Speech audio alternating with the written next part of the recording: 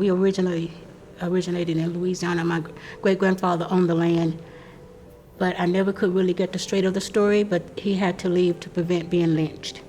I don't know the reason why.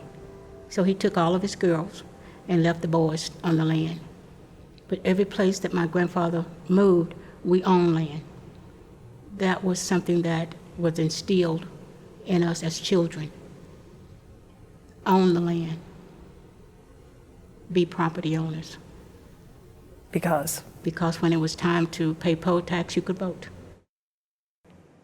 People literally died for what we take for granted today. We can't take it for granted.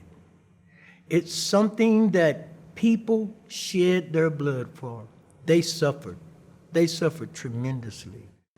That's a good question. How do we persuade the African Americans to vote? In a way, you feel that way, that it doesn't matter. That may not necessarily be true, but it seems that way because after vote, after vote, after vote, after vote, not much has really changed for us. We still have ghettos. We're still not getting the jobs. We still have substandard living. So I think the way to persuade them is to let them see that it actually works, to see change. Not just getting the person in office that we think, but to see the person in office and see them make a difference, because we're hopeless. Give them some hope. We have people even now, you have,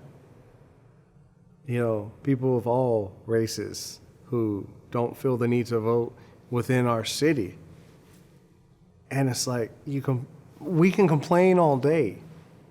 Take your complaints to the ballot box. Take your complaints to that voting booth, to the voting machine, and actually do something about it. I also believe it's very important that Black people go out and vote for everything, not just the presidential election, but every single thing, every bill, go out and vote.